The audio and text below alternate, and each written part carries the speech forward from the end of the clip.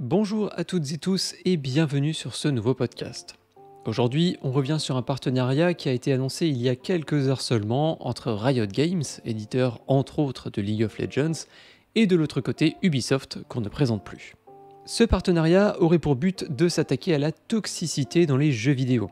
Par toxicité, on entend dans les jeux en ligne la discrimination, le harcèlement, les abus et de manière générale tout ce qui a trait à la violence. Mais avant d'attaquer vraiment le vif du sujet, laissez-moi vous donner un petit peu de contexte. Riot Games et Ubisoft font partie d'une coalition qui s'appelle la Fair Play Alliance.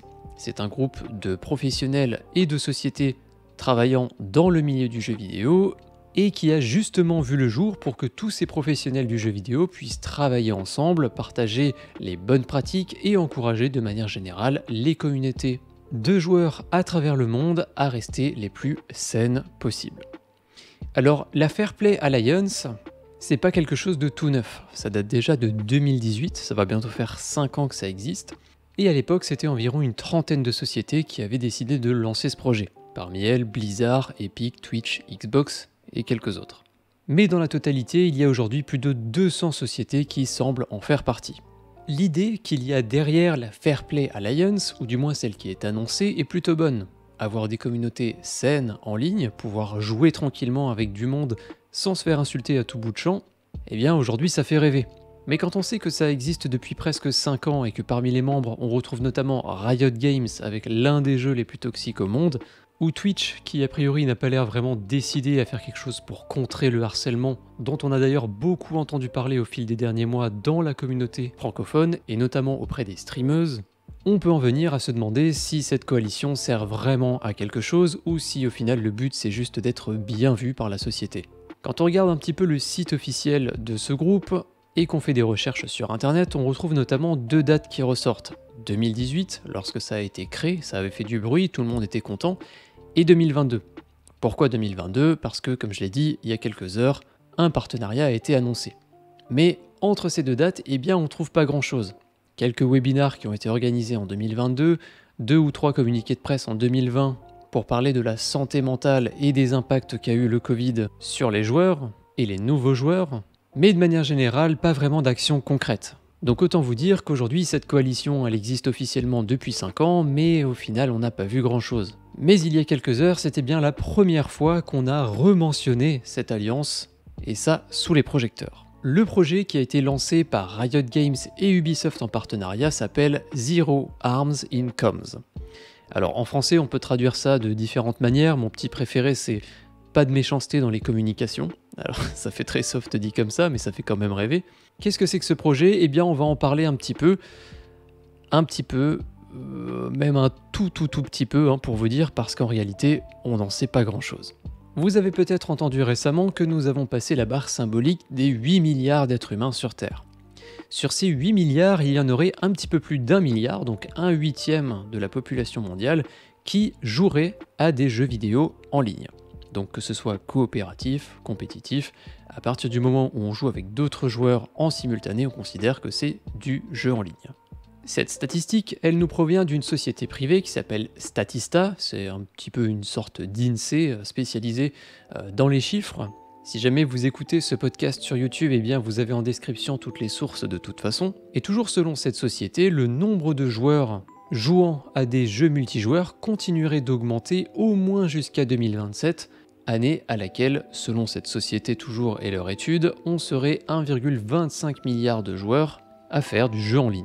C'est la date la plus loin à laquelle ils ont poussé leur petite enquête. Et forcément, avec une augmentation constante du nombre de joueurs en ligne, les communautés elles aussi augmentent, et avec elles, sans surprise, les comportements déviants. J'ai cité un petit peu plus tôt League of Legends, un jeu qui est composé de millions de joueurs à travers le monde, et aujourd'hui, à moins de recruter une armée de modérateurs, et encore, il est impossible de modérer tous les chats, que ce soit en privé, dans les lobbies ou dans les parties, et encore moins en temps réel. La seule solution, a priori, de ce qui serait annoncé, ce serait d'avoir recours à l'intelligence artificielle, pour détecter les comportements déviants et les punir. Et comme je vous le disais, c'est justement le projet commun de Ubisoft et de Riot Games, qui, je cite, avec le catalogue varié de Ubisoft et les jeux très compétitifs de Riot, nous allons créer une base de données qui va couvrir un large éventail de joueurs et de cas différents et qui permettrait ensuite d'entraîner les systèmes d'intelligence artificielle à détecter et à régler les comportements nuisibles. Fin de citation. C'est tout à l'honneur de ces deux acteurs de lancer un partenariat de ce genre. Réduire la toxicité dans les jeux vidéo, personnellement, je peux que être pour. Mais concrètement, j'ai l'impression que c'est un coup d'épée dans la flotte. Je ne suis pas un grand fan des jeux de Riot, je le précise quand même pour l'objectivité de ce podcast, mais malgré ça, je précise que mon but n'est pas du tout de taper sur Riot Games, ni sur Ubisoft, bien qu'ils ne vont pas y échapper non plus. Chacun son tour, revenons à Riot. Comme je vous le disais, selon moi, et pas seulement selon moi, Riot Games est l'éditeur de l'un des jeux les plus toxiques qu'on a connus ces 5 ou 10 dernières années. Donc on est quand même en droit de se poser la question sur qu'est-ce qui est fait réellement. Parce qu'à part communiquer qu'on veut réduire la toxicité, nous ce qui nous intéresse, c'est surtout les actions, c'est surtout ce qui va être fait. Et ce partenariat dont on a entendu parler il y a quelques heures, il a été massivement repris, que ce soit par des médias français ou internationaux. Peut-être que vous avez, avant d'écouter mon podcast, lu certains de ces articles, et vous avez sans doute remarqué la même chose que moi, c'est que ils sont tous relativement courts et ils disent à peu près tous la même chose, c'est-à-dire rien du tout. Concrètement, on a eu droit à une annonce qui nous dit qu'on veut réduire la toxicité, il y a un partenariat, il va y avoir une base de données, de l'intelligence artificielle et tout. C'est génial, ça a l'air super, mais concrètement, on ne sait ni comment les studios vont s'y prendre, ni quelles seront leurs méthodes. Et comme je vous l'ai dit, c'est assez ironique venant de la part de Riot Games. Mais je vous avais promis que je taperais sur Ubisoft aussi. De leur côté, ils n'ont pas les jeux en ligne les plus connus et les plus joués du marché. Mais chez eux, c'est notamment l'organisation interne qui laisse à désirer. Vous avez probablement tous entendu parler de ces histoires de harcèlement dans certains studios. Il y a énormément de voix qui se sont levées ces derniers mois et ces dernières années. J'apporte tout mon soutien à ces personnes, et ils ont également tout mon respect, parce qu'il leur a fallu beaucoup de courage pour élever la voix. Donc c'est bien beau de faire partie de la Fair Play Alliance, de vouloir améliorer la communication et le respect dans les jeux vidéo, mais avant ça, il faudrait peut-être régler ces problèmes en interne, commencer par respecter l'humain et ses collaborateurs. Chose qui n'a clairement pas été faite pendant très longtemps, et qui a priori continue encore malheureusement aujourd'hui. Alors finalement, est-ce que les deux acteurs qui ont décidé de lancer son partenariat sont vraiment les plus aptes à se lancer sur ce sujet? Ça, je n'en sais rien. Comme d'habitude, je vous rappelle que je n'ai pas la science infuse, ne prenez pas tout ce que je vous dis dans ces podcasts au mot, faites vos propres recherches, faites-vous votre propre idée. De mon côté, je ne suis là que pour soulever le sujet, et j'ai envie de dire réveiller un petit peu les consciences. Et puis on arrive déjà à la fin de ce podcast, parce que oui, je vous l'ai dit, on a eu une annonce, mais cette annonce c'est un petit peu une coquille vide.